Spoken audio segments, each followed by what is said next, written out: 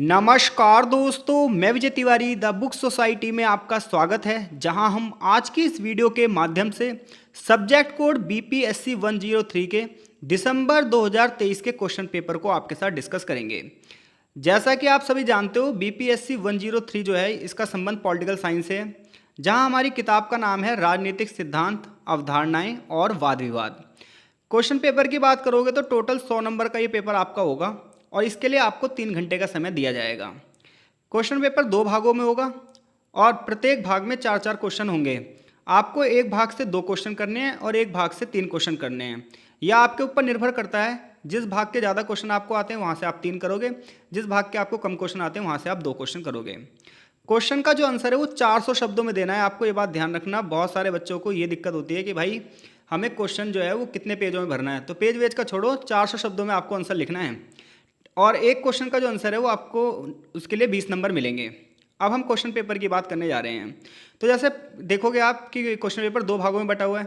भाग 1 में यहाँ 4 क्वेश्चन है, पहला, दूसरा, तीसरा, चौथा, और भाग 2 में भी 4 क्वेश्चन है, यानी कि टोटल 8 क्वेश्चन है। एक भाग से आपको 3 क्वेश्चन करने हैं और एक भाग से 2 क्वेश्चन करने हैं। अब हम इन क्वेश्चनों के आंसर को आपके साथ डिस्कस करेंगे। पहला क्वेश्चन है, जॉन स्टुअर्ट मिल की स्वतंत्रता की अवधारणा का वर्णन कीजिए। यानी कि जॉन स्टुअर्ट मिल ने स्वतंत्रता के विषय में क्या कहा है, हमें यहाँ पर यह बताना है। तो चलिए इसका आंसर अब हम देखते हैं। हर एक क्वेश्चन की जो यहाँ पर हमने आंसर सेट कर रखे हैं, बिल्कुल आप ऐसे कैसे अपने पेपर में लिखे आना, आपको पूरे नंबर मिलेंगे, इस बात की गारंटी है, बशर्ते आप चीज़ों को अच्छे से लिख सकें। तो चलो अब इन आंसरों को हम समझ लेते हैं ताकि चीज़ें हम लिख सकें। तो पहला क्वेश्चन है, जॉन स्टुअर्ट मिल की स्वतंत्रता की अवधारणा बताओ। Discuss JS mills notion of liberty. तो जॉन स्टुअर्ट जो मिल थे, इन्होंने स्वतंत्रता के बारे में अपने क्या विचार दिए हैं, अब हम ये समझने जा रहे हैं। तो देखो भाई, तो जो ये जेएस मिल था यानी कि जॉन स्टुअर्ट मिल था, इन्होंने एक किताब लिखी थी और इसकी किताब का नाम था ऑन लिबर्टी। तो जॉन स्टुअर्ट मिल की जो किताब थी ऑन लिबर्टी, इसमें इन्होंने स्वतंत्रता की अवधारणा पर चर्चा की है। मिल ने अपनी किताब में नकारात्मक स्वतंत्रता को सपोर्ट किया है। देखो, स्वतंत्रता ना 2 प्रकार की होती है, एक होती है नकारात्मक और एक होती है सकारात्मक। नकारात्मक स्वतंत्रता ये कहती है कि व्यक्ति पूरी तरीके से स्वतंत्र होना चाहिए, व्यक्ति के ऊपर किसी भी प्रकार की कोई लिमिटेशंस नहीं होनी चाहिए, किसी प्रकार का कोई हस्तक्षेप नहीं होना चाहिए, किसी प्रकार का कोई नियंत्रण नहीं होना चाहिए। तो मिल अपनी किताब ऑन लिबर्टी में नकारात्मक स्वतंत्रता को बढ़ावा देने की बात कर रहे हैं और ये नकारात्मक स्वतंत्रता व्यक्ति के अधिकारों की बात कर रही है, जिसमें यह कहा जा रहा है कि व्यक्ति के ऊपर किसी प्रकार का कोई नियंत्रण नहीं होना चाहिए। हालांकि मिल ये भी कह रहा है कि स्वतंत्रता और समाज के बीच में संतुलन बना रहना चाहिए। यानी कि वो ये कह रहा है कि व्यक्ति अपनी स्वतंत्रता का प्रयोग करेगा लेकिन समाज के हित में करेगा। ऐसा ना हो कि व्यक्ति की स्वतंत्रता की वजह से समाज की स्वतंत्रता खतरे में पड़ जाए। यानी कि जैसे मैं प्रत्येक कार्य को करने में स्वतंत्र हूँ, तो सामने वाला भी तो प्रत्येक कार्य को करने में स्वतंत्र है, लेकिन मेरी स्वतंत्रता किसी दूसरे का नुकसान नहीं बननी चाहिए, ऐसा जॉन स्टुअर्ट मिल कह रहे हैं।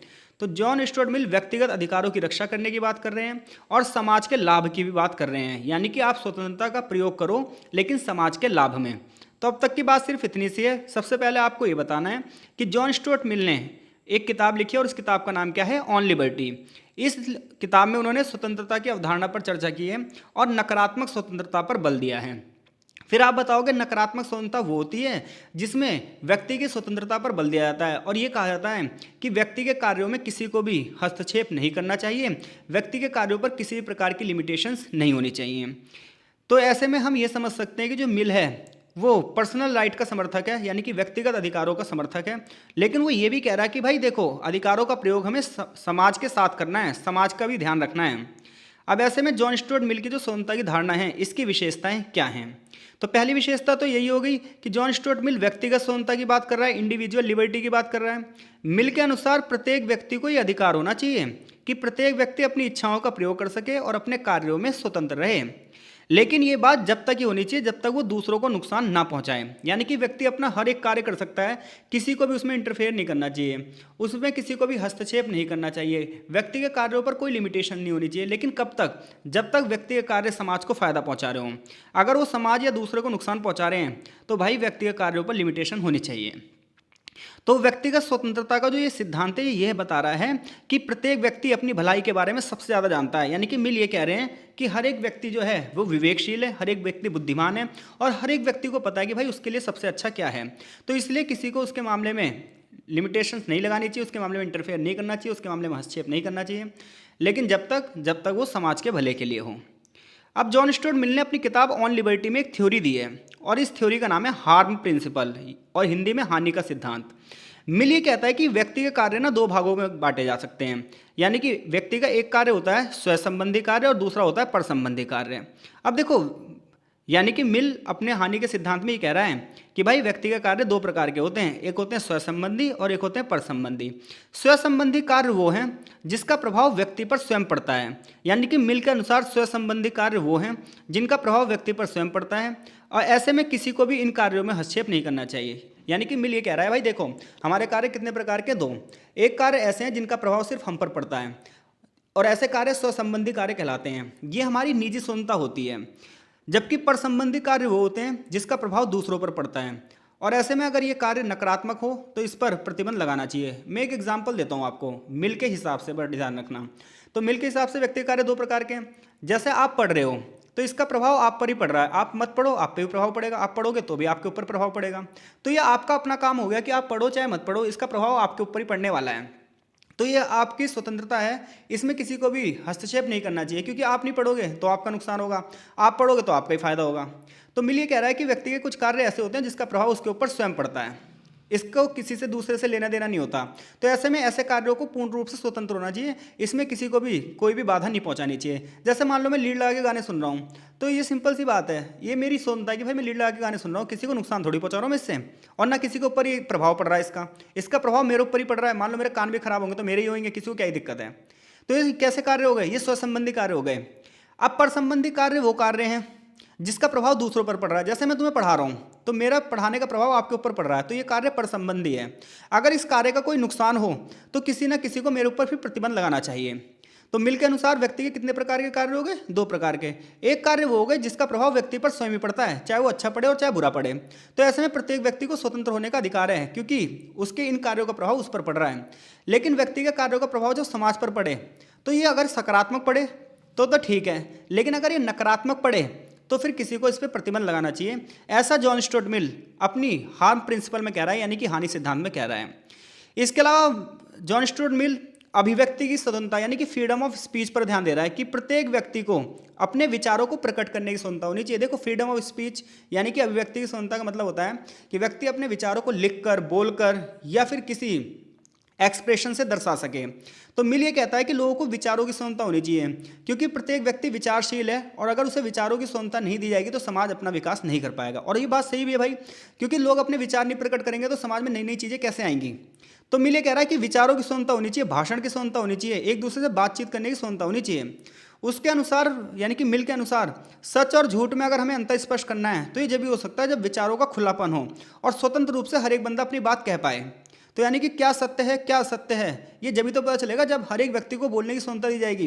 वरना मान लो किसी व्यक्ति ने कोई बात कह दी और हमने बस वही बात ही मान ली, तो ऐसे में जब दूसरा व्यक्ति उसके बारे में बता ही नहीं पाएगा तो फिर भाई सत्य असत्य के बीच में भेद कैसे होगा। तो मिल ये कह रहा है कि जब तक विचारों को प्रकट करने की स्वतंत्रता नहीं होगी, हर एक बंदा अपने अपने विचारों को प्रकट नहीं करेगा, तब तक हमें पता ही नहीं चल पाएगा सच और झूठ के बीच में अंतर क्या है। मिल ये कहता है कि समाज की प्रगति ज्ञान के विकास पर निर्भर है, यानी कि जितनी ज़्यादा नॉलेज बढ़ेगी, जितना ज़्यादा ज्ञान बढ़ेगा, उतने ज़्यादा समाज भी डेवलप होगा। लेकिन ज्ञान तो जब ही बढ़ेगा ना जब विचार विमर्श की स्वतंत्रता हो। अगर बातचीत करने की स्वतंत्रता ही नहीं होगी, बोलने की स्वतंत्रता ही नहीं होगी, अपने विचारों को रखने की स्वतंत्रता ही नहीं होगी, तो ज्ञान का विकास कैसे होगा। मैं आपको एक एग्जाम्पल समझाता हूँ। पहले वेस्टर्न देशों में क्या था, चर्च का बोलबाला था, चर्च का दबदबा था, जैसा चर्च कहता था सब लोग उसे वैसे ही फॉलो करते थे और कोई व्यक्ति चर्च के खिलाफ नहीं जा सकता था। अब ऐसे में क्या हुआ, हर जगह अंधकार था। चर्च का ये कहना था कि पृथ्वी पापों से भरी हुई है इसलिए पृथ्वी स्थिर है, यानी कि चर्च ये कहता था पृथ्वी स्थिर है और क्या कहते हैं जो सूर्य है वो पृथ्वी के चक्कर लगा रहा है। अब सब लोगों ने यही बात मान ली और कोई बंदा चर्च के खिलाफ नहीं जा सकता था, क्योंकि कोई बंदा अगर चर्च के खिलाफ जाता तो क्या होता, उसे बंदे को मार दिया जाता।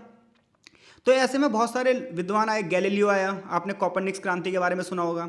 इन लोगों ने कहा कि नहीं भाई ये बात बिल्कुल गलत है, चर्च ये बात गलत बता रहा है, पृथ्वी अस्थिर है, स्थिर नहीं है, और सूर्य चंद्रमा पृथ्वी जो भी हैं ये सब क्या है अंतरिक्ष में एक फिक्स जगह पर नहीं है, बल्कि सब लोग मूवमेंट कर रहे हैं और पृथ्वी जो है वो सूर्य के चक्कर लगा रही है, ना कि सूर्य पृथ्वी के चक्कर लगा रहा है।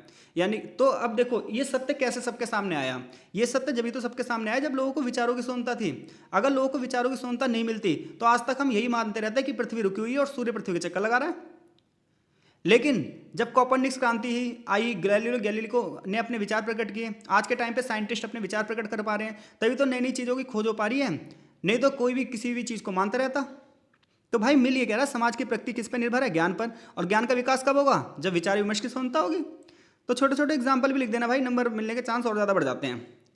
व्यक्तिगत विकास, तो स्वतंत्रता व्यक्ति के विकास को बढ़ावा देती है, समाज के विकास को बढ़ावा देती है, अपने आत्म सुधार को बढ़ावा देती है, अपने चरित्र को बढ़ाने का अवसर प्रदान करती है। सरकार और स्वतंत्रता का संतुलन। अगली बात यह है कि जब हर व्यक्ति को स्वतंत्रता होगी तो अगर सरकार किसी के लिए गलत कर रही होगी तो लोग बाग सरकार के खिलाफ भी आ जाएंगे, और ऐसे में जब भी हो सकता है जब लोगों को व्यक्तिगत अधिकार हों। क्योंकि मिल चेतावनी देता है, अगर लोगों को बोलने की स्वतंत्रता नहीं होगी, लोगों को स्वतंत्रता ही नहीं होगी, तो कुछ लोग मिलकर लोगों के साथ अत्याचार भी कर सकते हैं। ऐसे में लोगों को कम से कम इतनी स्वतंत्रता होनी चाहिए, इतनी आज़ादी तो होनी चाहिए कि लोग अपनी सुरक्षा के लिए खड़े हो सकें। तो इस प्रकार से मिल की जो स्वतंत्रता का सिद्धांत है वो व्यक्ति और समाज के बीच में संतुलन लाने की बात करता है। तो अगर क्वेश्चन आता है भाई जॉन स्टुअर्ट मिल की स्वतंत्रता की अवधारणा बताओ, तो आप बताओगे जॉन स्टुअर्ट मिल ने अपनी किताब ऑन लिबर्टी में स्वतंत्रता की नकारात्मक अवधारणा पर बल दिया है, जिसमें वो ये कह रहा है कि भाई व्यक्ति स्वतंत्र रूप से रहना चाहिए क्योंकि व्यक्ति विचारशील प्राणी है, व्यक्ति के विचारों से ज्ञान मिलता है और ज्ञान से समाज का विकास होता है। लेकिन अगर व्यक्ति के कोई कार्य ऐसे हैं जो समाज पर नकारात्मक प्रभाव डाल रहे हैं तो उस व्यक्ति पर प्रतिबंध लगाना चाहिए, और इसके लिए उसने हार्म प्रिंसिपल यानी कि हानि का सिद्धांत दिया है। तो मैं मान के चल रहा हूँ कि अगर जॉन स्टुअर्ट मिल का ये क्वेश्चन आ गया तो आप डेफिनेटली इस क्वेश्चन का आंसर देने में सक्षम हो। ठीक है भाई, अब हम चल रहे हैं क्वेश्चन नंबर 2 की ओर। तो अगर आप अपने क्वेश्चन पेपर में क्वेश्चन नंबर 2 देखोगे तो क्वेश्चन है विमुक्तता की क्या समस्याएं हैं, विस्तार से बताइए। इंग्लिश में what are the problem of alienation, elaborate.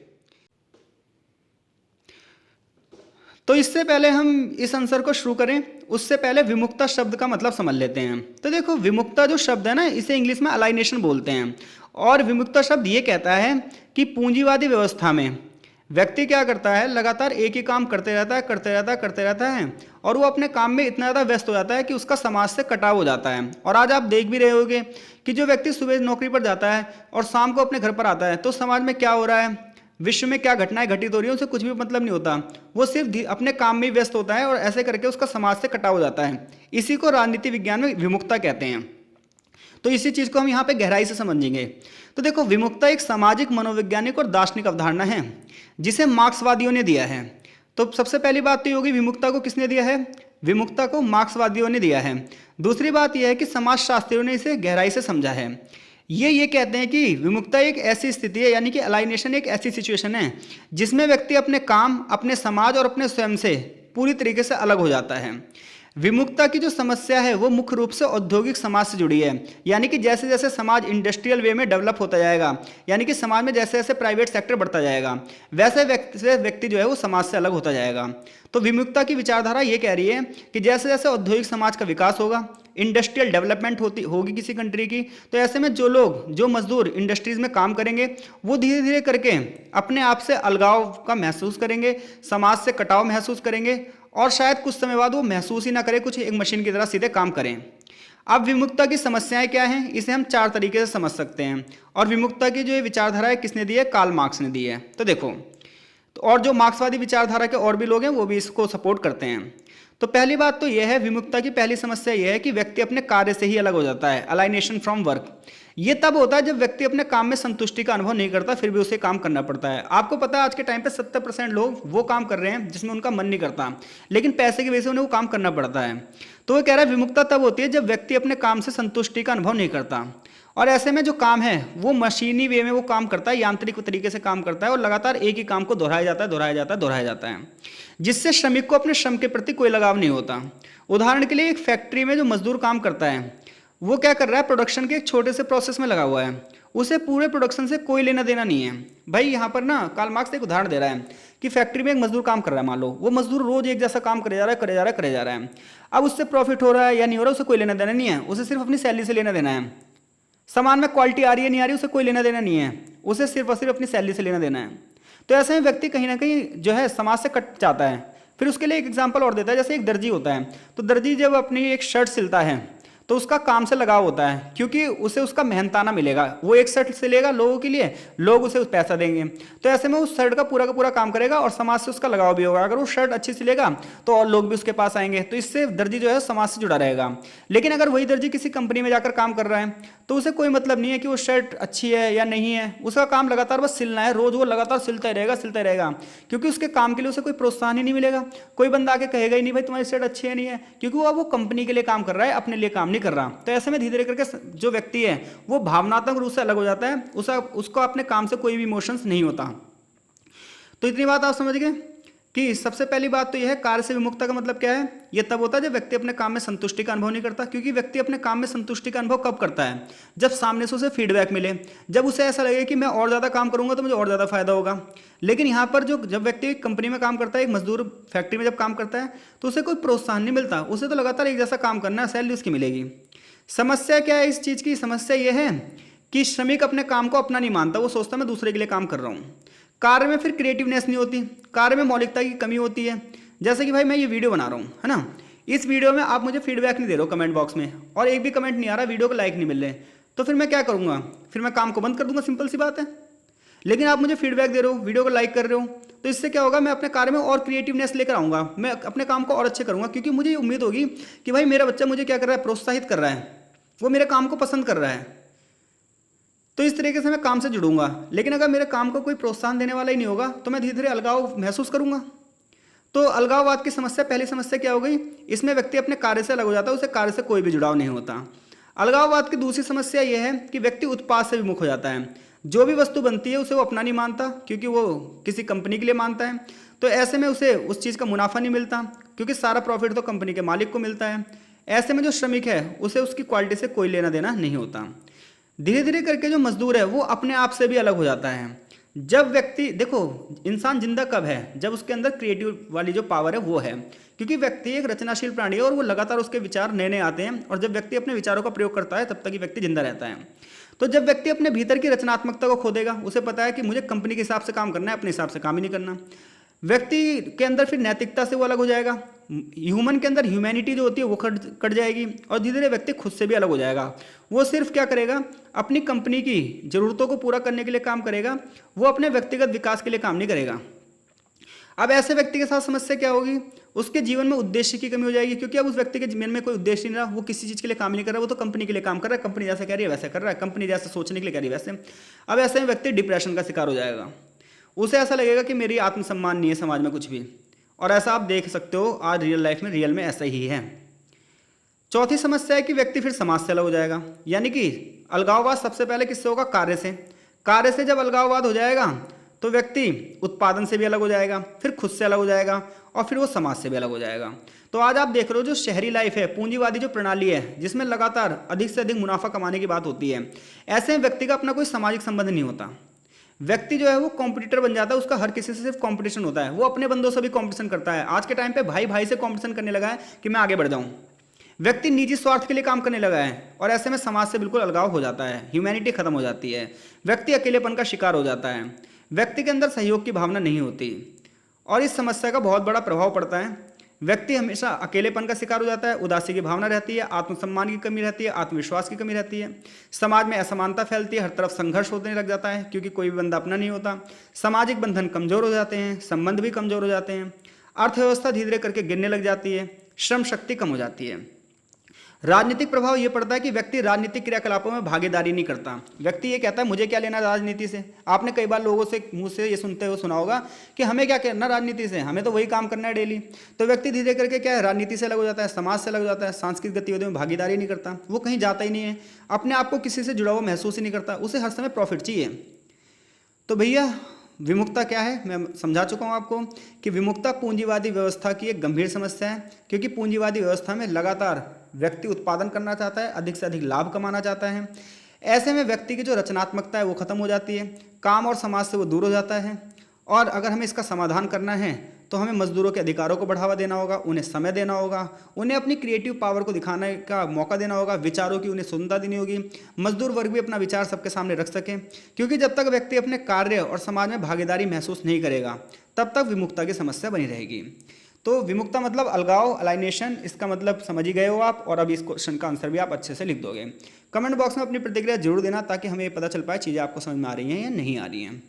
अब हम अगले क्वेश्चन की ओर बढ़ रहे हैं। अगला क्वेश्चन है हमारा, अवसरों की समानता पर एक लेख लिखिए।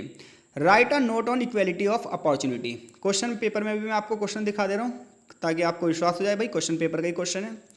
तो क्वेश्चन नंबर 3 है हमारा, अवसरों की समानता पर एक लेख लिखिए। तो देखिए, इक्वेलिटी ऑफ अपॉर्चुनिटी, तो अवसरों की जो समानता है ये एक सामाजिक और राजनीतिक अवधारणा है जिसमें ये कहा जाता है कि भाई हर एक व्यक्ति की कुछ क्षमताएं होती हैं, हर एक व्यक्ति की कुछ योग्यताएं होती हैं, यानी कि हर एक व्यक्ति किसी न किसी काम में कैपेबल होता है, उसकी अपनी कुछ एबिलिटी होती है। अब व्यक्ति की जो एबिलिटी है, व्यक्ति की जो योग्यता है, उसके आधार पर उसे कुछ अपॉर्चुनिटी मिलनी चाहिए। यह सिद्धांत ये कहता है कि किसी भी व्यक्ति को जन्म के आधार पर, जाति के आधार पर, धर्म के आधार पर, लिंग के आधार पर, उसकी सामाजिक स्थिति के आधार पर भेदभाव नहीं करना चाहिए। अगर व्यक्ति के अंदर कोई योग्यता है तो उस योग्यता के आधार पर उसे अवसरों की समानता मिलनी ही मिलनी चाहिए। देखो पहले पता क्या होता था, पहले ये होता था कि किसी भी काम को करने के लिए भारत जैसे देशों में तो जाति व्यवस्था थी, जबकि विदेशों में गोरे और काले के आधार पर भेदभाव किया जाता था। तो ऐसे में अवसरों की समानता ये कहती है भाई कि जाति के आधार पर, धर्म के आधार पर, महिला पुरुष के आधार पर, गोरे काले के आधार पर कोई भेदभाव नहीं होना चाहिए। अगर व्यक्ति के अंदर कोई योग्यता है तो उस योग्यता के आधार पर उसे अवसर मिलने ही चाहिए, क्योंकि प्रत्येक व्यक्ति समाज में अपनी एक महत्वपूर्ण भूमिका निभाता है। अब हम बात कर रहे हैं भाई जो राइट टू अपॉर्चुनिटी है, जो अवसरों का अधिकार है, इसका क्या महत्व है। तो अगर हर कोई बंदे को अवसरों की समानता मिलेगी तो ये लोकतंत्र को बढ़ावा देगा, ये एक ऐसे समाज की नींव रखेगा जहां सबको बराबरी का हक मिलेगा।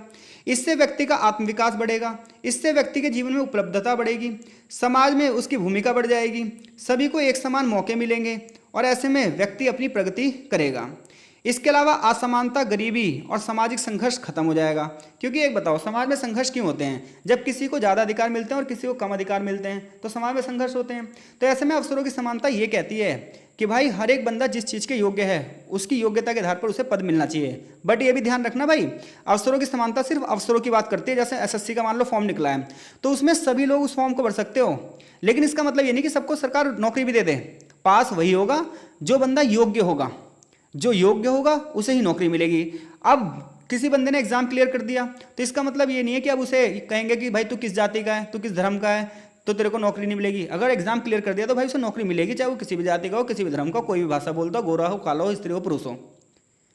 तो अवसरों की समानता का मतलब यह है कि जो बंदा जिस योग्य है उसे उसकी योग्यता का लाभ मिलना ही चाहिए। अवसरों की समानता का दूसरा महत्व यह है कि ये परिणाम की समानता से अलग होती है। देखो, अवसरों की समानता एक अलग चीज़ है और परिणाम की समानता अलग चीज़ है। अवसरों की समानता का मतलब होता है इक्वेलिटी ऑफ अपॉर्चुनिटी और परिणाम की समानता का मतलब होता है इक्वेलिटी ऑफ आउटकम्स। अब देखो, कुछ लोग कहते हैं दोनों चीज़ अलग है, लेकिन ये दोनों चीज़ अलग अलग नहीं है, वो दोनों चीज़ एक नहीं है, अलग अलग है। देखो क्या है, सुनो। अवसरों की समानता का मतलब तो ये होता है कि सभी व्यक्तियों को अपना जीवन बेहतर बनाने के लिए एक जैसी परिस्थितियाँ मिलनी चाहिए जिसमें जो व्यक्ति योग्य होगा वो आगे बढ़ जाएगा। जबकि परिणाम की समानता ये कहती है, इक्वेलिटी ऑफ आउटकम्स ये कहती है कि हर किसी को एक जैसा रिजल्ट देना चाहिए। तो भाई अगर हर किसी को एक जैसा रिजल्ट दिया जाएगा तो ये तो समाज के लिए अन्याय होगा ना। भाई एक बात बताओ, जो व्यक्ति योग्य नहीं है अगर उसे भी नौकरी दे दी जाएगी, जो योग्य नहीं है उसे भी डॉक्टर बना दिया जाएगा, जो योग्य नहीं है वो भी जज बन जाएगा, तो समाज में असमानता नहीं फैलेगी, अन्याय नहीं हो जाएगा। भाई जैसे मान लो आपका पेपर हो रहा है और सबको एक जैसे नंबर दे दिया जाए तो फिर ये तो अन्याय हुआ ना उस पढ़ने वाले बच्चे के साथ, क्योंकि उसके भी उतने नंबर है, जो नहीं पढ़ा उसके भी उतने नंबर है। तो परिणाम की समानता ये कहते हैं कि सबका रिजल्ट एक जैसा होना चाहिए, आउटकम सबका एक जैसा आना चाहिए, लेकिन ये समाज में अन्याय को बढ़ावा देती है। जबकि अवसरों की जो समानता है ये कहती है कि अवसर एक जैसे होने चाहिए, व्यक्ति अपनी योग्यता के हिसाब से अवसरों का लाभ उठाएगा और उसके हिसाब से आउटकम अलग अलग आएंगे, किसी का रिजल्ट अच्छा आएगा और किसी का खराब आएगा। अवसरों की समानता में समस्याएं क्या हैं भाई, आखिर क्यों नहीं आ पाती? क्योंकि समाज में आज भी जाति, धर्म, लिंग, क्षेत्रीय विविधता के आधार पर समस्याएं हैं। विदेशों में गोरे काले के आधार पर समस्याएं हैं।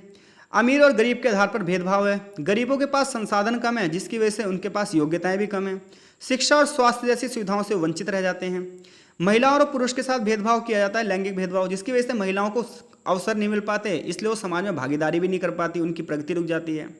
अब अगर आपको अवसरों की समानता को बढ़ाना है तो क्या करना पड़ेगा? तो भैया अगर आपको अवसरों की समानता को बढ़ाना है तो सबसे पहले गुणवत्तापूर्ण शिक्षा को बढ़ावा देना पड़ेगा, क्योंकि शिक्षा के माध्यम से अवसर जनरेट होते हैं। अपॉर्चुनिटी जनरेट कब होती है? जब आपके पास क्वालिटी हो, और क्वालिटी आएगी शिक्षा से। जो लोग समाज में पिछड़े हैं उन्हें आरक्षण जैसी सुविधाएं दी जानी चाहिए। लैंगिक समानता, स्त्री और पुरुष के बीच में भेदभाव को खत्म कर देना चाहिए और लोगों को कानूनी संरक्षण देना चाहिए। सरकार को सख्त कानून बनाना चाहिए ताकि अवसरों की समानता को लागू किया जा सके। तो अवसरों की समानता एक आइडियोलॉजिकल स्टेट है, आदर्श स्थिति है जिसे हासिल करना आसान नहीं है, क्योंकि ये न्यायपूर्ण और प्रगतिशील समाज की दिशा में पहला कदम है। तो प्रत्येक नागरिक को चाहिए कि वो खुद अपना योगदान दे। सरकार तो ये कह सकती है, कानून बना सकती है, लेकिन उस कानून को फॉलो करना या ना करना ये तो व्यक्ति के ऊपर है ना। जब समाज में हर एक व्यक्ति को समान अवसर मिलेगा तभी तो एक अच्छे समाज का निर्माण हो पाएगा। तो समाज में सबको एक जैसा अवसर मिलेगा, समाज कॉम्पिटिटिव होगा, जिसके अंदर योग्यता होगी वो आगे बढ़ जाएगा।